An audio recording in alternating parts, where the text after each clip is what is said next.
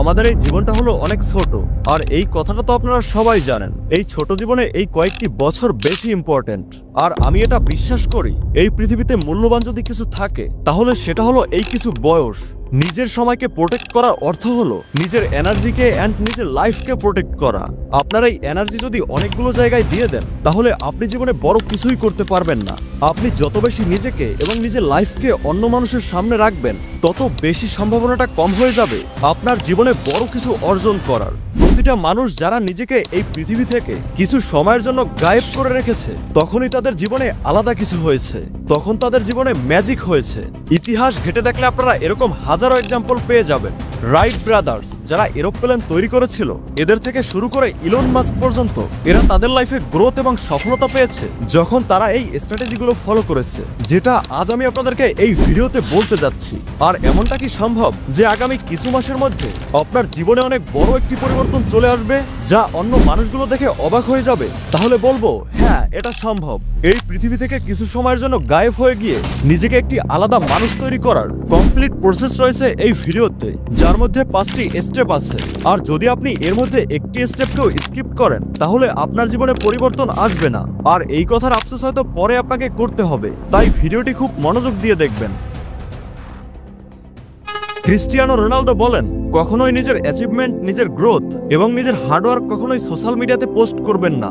Social মিডিয়াতে stupid জিনিস এবং জোকস পোস্ট করুন যাতে মানুষ এটা মনে করে আপনি শুধু আপনার জীবনে টাইম পাস করছেন। কারণ মানুষ আপনার গ্রোথকে পছন্দ করে না। মানুষের একটি অভ্যাস আছে যে এরা নিজের সফলতার খুশির থেকে অন্যের সফলতা দেখে বেশি দুঃখ পায়। এরা হয়তো এদের জীবনে কিছু করছে না অথবা এদের লক্ষ্যটা পূর্ণ হচ্ছে না, কিন্তু এদের মনোযোগটা সবসময় এই দিকে বেশি থাকে যে তার আশেপাশে বড় কেউ কিছু করছে না তো। আর এমন মানুষ সবসময় নিজেকে অন্যের উপরে রাখতে চায়, আর সেটা প্রতিটা ক্ষেত্রে, সেটা ফাইন্যান্সিয়াল হোক, স্ট্যাটাস হোক। যখনই কেউ এদের থেকে এগিয়ে যাওয়ার চেষ্টা করে তখন এটা দেখে তাদের সমস্যা হয়, হিংসা হয়। আপনার কিছু আপনজন ছাড়া এই পৃথিবীর কেউই চায় না যে আপনি কোনো ফিল্ডে তাদের থেকে এগিয়ে যাবেন। আর এই কারণেই আপনার বলা কথা দিয়ে আপনার পৃথিবী পরিবর্তন করতে পারবেন। আপনার কথা আপনাকে সবচেয়ে বেশি ধোঁকা দেয়, আর এই কারণেই আপনার কথাকে কন্ট্রোল করা শিখতে হবে। অর্থাৎ নিজের গোল, প্ল্যান, ড্রিমস এই সবকিছু সবার সামনে বলা বন্ধ করুন। যদি কেউ আপনাকে জিজ্ঞেস করে এখন আপনি কি করছেন, আপনার জীবনের প্ল্যান কি, তাহলে তখন আপনি বলুন যে আমি তো আমার জীবনে স্পেশাল কিছু করছি না, আমি এখনো পর্যন্ত তেমন কোনো কিছুই ভাবিনি। অথবা আপনি অন্য যে কোনো কথা বলতে পারেন। আপনি কি করছেন, আপনি কি করতে চলেছেন, আপনার জীবনের প্রতিটা গুরুত্বপূর্ণ ইনফরমেশন অন্য মানুষের থেকে গোপন করে রাখতে হবে। যখনই কেউ আপনাকে দেখবে তার ব্রেনে যেন শুধু এটাই চলে যে আপনি আপনার জীবনে কি করছেন অথবা আপনি কি করতে চলেছেন। সামনের মানুষটির কাছে আপনি নিজেকে মিস্ট্রি তৈরি করে রাখুন। এর ফলে আপনার ভ্যালুটা বেড়ে যাবে। কারণ বেশিরভাগ মানুষ যেখানেই যায় নিজের লক্ষ্য এবং নিজের স্বপ্নের কথা অন্য মানুষদেরকে বলে দেয়, এরপরে তাদেরকে আর কেউ সিরিয়াসলি নেয় না। আজকাল মানুষ কাজ পরে করা শুরু করে, কিন্তু ফেসবুক অথবা ইনস্টাগ্রামের স্টোরিতে তারা সেই কাজটা সম্পর্কে আগেই বলে দেয়। বিশ্বাস করুন, আমি এই সবকিছু করে দেখেছি। এই সবকিছু করে না আপনার জীবনে কোনো পরিবর্তন আসবে, আর না অন্য মানুষগুলো এই সবকিছু সিরিয়াসলি নেবে। নিজের নেক্সট মুভ কখনোই কাউকে বলবেন না। আপনি শুধু নিজের মতো করে কাজ করে যান আর রেজাল্ট দিয়ে মানুষদেরকে চমকে দিন। স্পটলাইট এফেক্ট এটা হলো এমন একটি জাল যেখানে আমাদের এমনটা মনে হয় যে সবাই হয়তো আমাদেরকে দেখছে। আর যখন আপনি এমনটা ভাবেন তখন আপনি যে সমস্ত কাজগুলো করেন সেই সমস্ত কাজগুলো ইনডাইরেক্টলি ওই সমস্ত মানুষগুলোকে ইমপ্রেস করার জন্য করেন। আর বেশিরভাগ ক্ষেত্রে আমরা সেখানেও ফেল হয়ে যাই। আর এই কারণেই আপনি শুধু এটা ভাবুন যে আপনি নিজেকে নিয়ে কি রকমের চিন্তা করেন, অন্য মানুষগুলো আপনাকে নিয়ে কি চিন্তা করে এটা নিয়ে আপনার ভাবার দরকার নেই। প্রথমত, মানুষ আপনাকে নিয়ে ততটা চিন্তা করে না যতটা আপনার মনে হয় যে মানুষ আপনার সম্পর্কে চিন্তা করছে। কারণ প্রতিটা মানুষের জীবনেই অনেক রকমের সমস্যা আছে। দ্বিতীয়ত, আপনি আপনার জীবনে একবার বড় কিছু অর্জন করুন, তাহলে তখন মানুষের ওপিনিয়ন এবং তাদের আপনার সম্পর্কে চিন্তা সবকিছুই পরিবর্তন হয়ে যাবে। মানুষ সবকিছু ভুলে যাবে।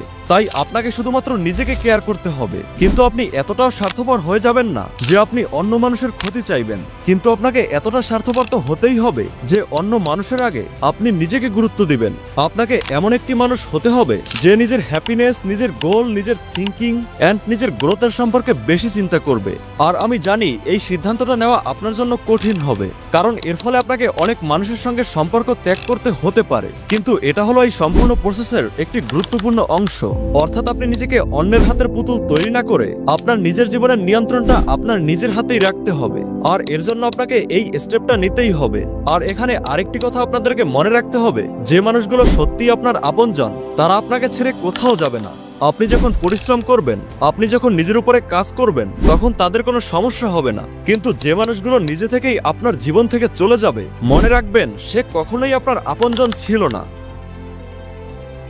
আপনার জীবনের জার্নিটা কেমন ছিল, আপনি কতটা পরিশ্রম করেছেন, আপনি কতটা কষ্ট করেছেন, আপনি কি রকমের প্ল্যানিং করেছেন, এই সমস্ত কিছু আপনার সফলতার আগে যেন মানুষ দেখতে না পায়। কারণ এই সমস্ত কথাগুলোকে মানুষ তখনই সম্মান করবে যখন আপনি এই রাস্তাতে চলে সত্যিই আপনার জীবনে বড় কিছু অর্জন করবেন।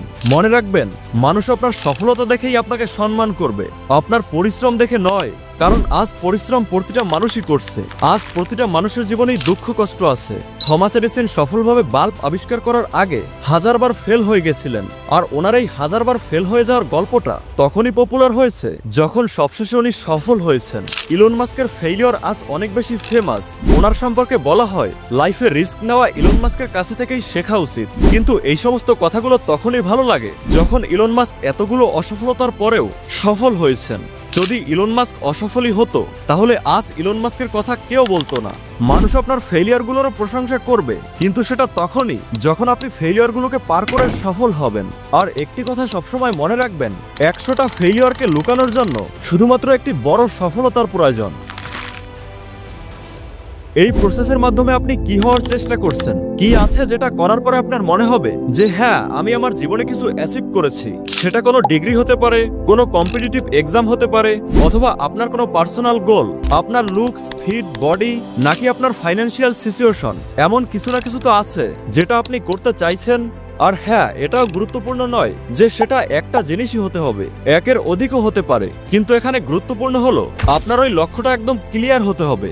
আর এর জন্য আপনার লক্ষ্যটাকে কাগজের মধ্যে লিখে নিজেকে এটা বলা প্রয়োজন যে এটাই হলো সেই কাজ যেটা আমাকে করতে হবে। বেশিরভাগ মানুষ কি করে যে তাদের জীবনে যত র্যান্ডমলি ঘটনাগুলো ঘটে সেই সবকিছুকেই তারা তাদের জীবনের সেন্টার পয়েন্ট তৈরি করে। কিন্তু যেটা অ্যাকচুয়াল অনেক গুরুত্বপূর্ণ, যার উপরে অ্যাকচুয়াল কাজ করা প্রয়োজন, সেই কাজগুলোকেই এরা এদের ফ্রি টাইমে করার চেষ্টা করে। কিন্তু উইনার্সরা এর সম্পূর্ণ উল্টাটা করে, অর্থাৎ এরা এদের নিজের লক্ষ্যটাকে সেন্টারে রাখে আর বাকি সমস্ত কাজগুলোকে সাইড করে দেয়। কারণ বাকি কাজগুলো করা হোক বা না হোক তাতে কিছু যায় আসে না, কিন্তু সেন্টারের কাজটা করতেই হবে। তাই আপনার সম্পূর্ণ লাইফটা আপনার লক্ষ্যের পাশেই কাটাতে হবে। যদি আপনি আপনার জীবনে সত্যিই উইনার হতে চান তাহলে আপনার দিনের প্রতিটা ঘন্টা শুধুমাত্র ওই লক্ষ্যটা অর্জন করার জন্য দিতে হবে। আর এই প্রসেসের মধ্যে দিয়ে যাওয়ার পরে যখন আপনার ট্রান্সফরমেশন কমপ্লিট হয়ে যাবে তখন আবার পুনরায় ফিরে আসতে পারেন। কিন্তু তখন আপনার সঙ্গে খুব ইন্টারেস্টিং একটা ঘটনা ঘটবে, আর সেটা হলো যখন আপনার চিন্তাটা পরিবর্তন হয়ে যাবে তখন আপনি বুঝতে পারবেন আপনার এই সোসাইটিতে ফিরে আসার কোনো প্রয়োজন নেই। তখন আপনার ওই কমন কাজগুলো করাতে আর ইন্টারেস্ট থাকবে না, যে কাজগুলো আজ বেশিরভাগ মানুষ করছে। কিন্তু এই সবকিছু তখনই হবে যখন আপনি এই প্রসেসের মধ্যে দিয়ে যাবেন।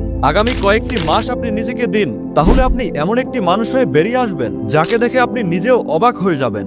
আর এখন যদি আপনি এই চ্যালেঞ্জটা নিতে প্রস্তুত আছেন তাহলে কমেন্টে লিখুন ইয়েস আই এম রেডি। আর ভিডিও ভালো লাগলে ভিডিওটিতে একটি লাইক দিতে পারেন। সবাই ভালো থাকুন, সুস্থ থাকুন, বাই। কথা হচ্ছে নতুন কোনো ভিডিওতে।